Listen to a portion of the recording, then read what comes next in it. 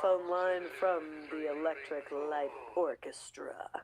And we also heard Love in Vain from Eric Clapton. But now it's time for a little station business.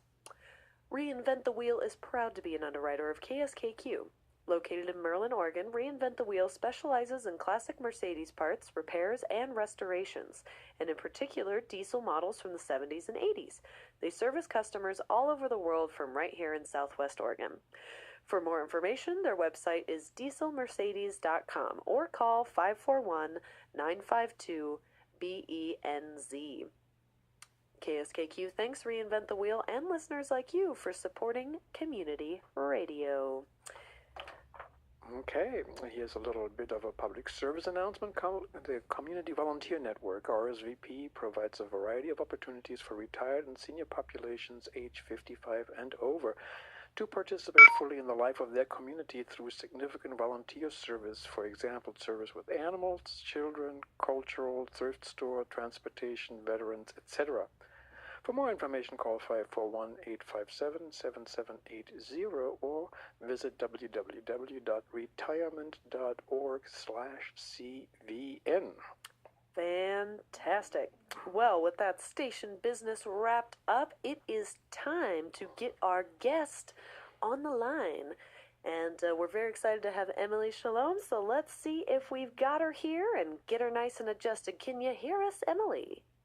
I can hear you, Ellen. All right. Well, I'm going to get you turned up a little bit, and let's see how we're doing here. All right. Hello.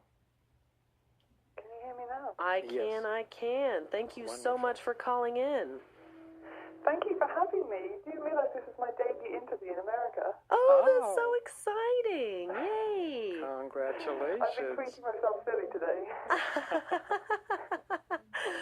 Well, let's go ahead and tell our listeners what it is you are calling in about and what we're going to chat about today. Okay, well, I have written 2 novels. One is called The Religion of Self-Enlightenment. It's about the most boring man in history and how he goes on a journey of self-discovery. The second one is about romance, poetry, and politics, and that's out later this year. Okay. So tell us a little bit about your writing career. How did you get to start writing novels?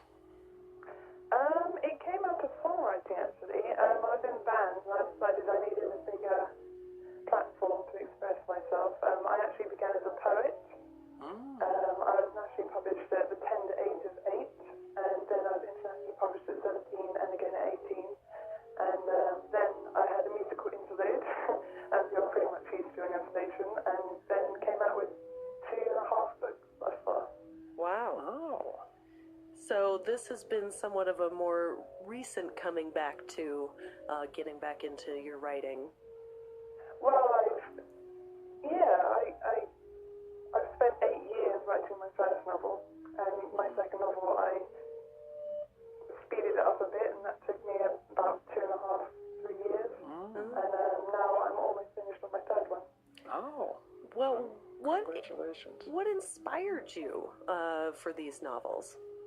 Good question. I had a lot of experiences which were quite hard to word, and I ended up expressing them through novels. I found myself caught up in some quite complex thinking at the age of 24, and I met the most boring man on the planet, and I wrote the first line of my first book about him, and it went from there really. And the first line is, "He was the kind of person who has forgotten why he's here."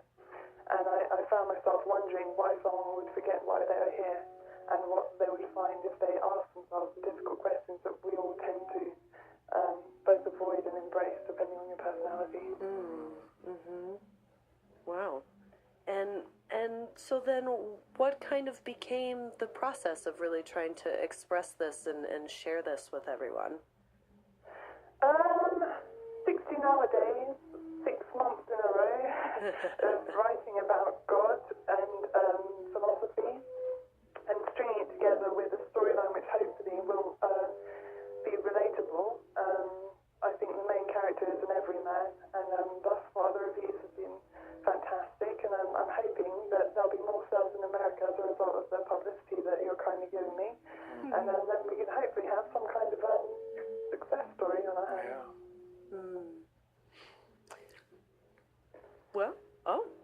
I guess so. There's currently 2 novels in the series. Kind of. They're distinct novels. The first one is more reader-friendly in some ways because it's dedicated to you, it's dedicated to everyone, and it's kind of talking about the difficult subjects of religion and spirituality, and it was released during the time of the global crises that we're facing in terms of religion, so it's quite suitable for the cultural atmosphere in which it was produced and released. And the second one is more about, if I'm very honest, it's about sex and hating the Tories, which is the right-wing party in Britain. Mm-hmm. And there's a lot of sexuality and romance. Okay. I found myself wanting to talk about the most difficult subjects that we face as human beings, because those are the subjects which I feel we need to work on collectively and as individuals. So I try my best to do that. And hopefully people will respond. Certainly. Okay, Yeah. What got you started? I want to come back to the first novel, Rose, or the Religion of Self-Enlightenment. What got you interested in the whole question of religious confusion and this question of what is religion and how do we relate to it? Well, I'd always felt that there was something more than myself, and I think it's a lifelong quest for almost every person to kind of come to terms with the fact that there are a lot of emotions and intuitions that we don't completely understand, and whether we can completely understand them and be at peace with ourselves is one of the questions that we're facing at this time. And I actually, to go back to the guy who inspired the novel, he actually seems like the most boring man on the planet until his eyes lit up one day when he was talking about, and I hope I can say this on radio, he was getting high and listening to Pink Floyd, and his eyes began to swirl like universes, and it was very strange to see someone ostensibly so dull suddenly look so alive, and I wondered what happened in his inner world to make him kind of hide that side of himself and feel ashamed of his more lively feelings. And I thought that needed investigating, because does that happen to everyone as we get older? Do we tend to suppress our true emotions and have some memories in a distant past when we were teenagers, when we were young and alive, and then all of a sudden we're working 100-hour weeks and we seem like a zombie, you know? It's quite scary. So I created a character and a world where you could explore why that happens, how that happens, and how we can readjust to actually being true to ourselves. And I think, because you're a musical stage and I've admired your music today, I think that's what music brings us to, like that place of being really alive, you know. And I think that as a writer, I'm trying to bring some of that musical life to novels and really unite the worlds of poetry, music, and literature. Mm-hmm. Right. Sounds good. And the one theme I also see through the 2 novels that you've written is the theme of love, both in terms of the first novel that love is the key to all things in terms of human relation, and the second one much more sort of a love story. Why is that important to you? Well, I grew up in Glastonbury, which I always come back to because it was a very hippie environment. If anyone's heard of Glastonbury, they'll know what I'm talking about, but it's essentially referred to as the Jerusalem of the New World in William Blake's poetry. And everyone goes there when they've dropped out of mainstream society, kind of like in a Woodstock kind of way, and they want to find themselves or find true spirituality. And I grew up in that maelstrom, hurricane environment of all these people looking for something, but also having a little piece of the puzzle that they pass on to someone as well. And love was absolutely key in my upbringing, and my parents obviously had a very tumultuous relationship, you know, and so I was kind of immersed in this kind of like the power of love, I suppose, from a young age. And I think that led to me writing poetry and writing books about the power of love, essentially. And I talk about it quite a lot. I think it's a very profound thing, love, obviously. And I meet people in Cambridge, which is much more academic and atheistic, where people kind of don't believe in love, and they'll say openly, I don't believe in love, I don't believe in God, you know, all these kind of like these doubting people. And I wonder what's happened to them, because for me, it's like I've never been to Tunisia, but I would never say that Tunisia doesn't exist because I haven't been there. And if you have felt love in your life, then it does change everything thereafter. And the people who affect you, you see something in them that's so profound that you want to share with the world. So luckily I have a vehicle for expressing my love for people. And hopefully, people can understand that it comes from my heart and not from a place of artificiality, I guess. Just Glastonbury, that's the place where there is the annual Glastonbury Festival, right? Sorry, Michael, you've gone very quiet.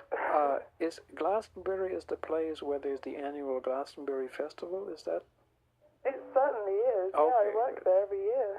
I just wanted to make sure that I got the location right. Okay.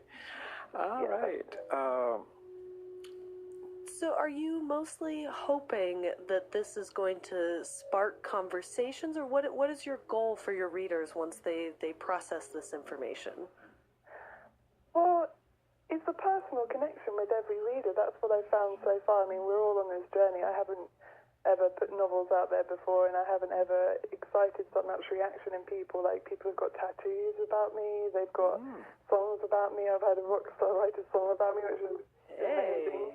And so far it seems to be an individual reaction. Some people are quite negative, and it brings out a lot of the darker aspects of literature and, dare I say, culture, in terms of like some kind of misogynistic feeling and some kind of like doubting about God and this kind of thing. Like, some people have a problem with the word religion, and we have long discussions about it. I'm completely open about why that would happen, and I find it fascinating to talk to each person who seems to have their own story. And it's amazing when I walk around and talk to people about these books, particularly in terms of the near-death experience part of them, because I feel like I've discovered people's inner workings, if you like. And I think a lot of people have experiences, be it with relatives or supernatural experiences or near-death experiences. Seems to be the height of that journey, where people see something other than the material world. And I haven't had a lot of the experiences I write about there from my head, really, but I've done a lot of research, and some people have actually had these experiences, which fascinates me, because it feels like I'm getting further along the path of really understanding the complexity of humanity, if you like, and how much we're lied to by the media, and we're made to feel like we can't talk about these things because they're too weird or insane or challenging in some way that it takes time to understand, and we don't have time in this, to quote my book actually, in this mad rush for money and power, to really connect with people and communicate what we're here for. Right, and love is definitely the key in that. And so I really appreciate that that's a sentiment that you're taking, and that you're really just trying to encourage everyone to reconnect with one another. Yeah, and my surname is actually Hebrew for peace. So I think that's, one of the token aspects of the novel, where I'd really like people to just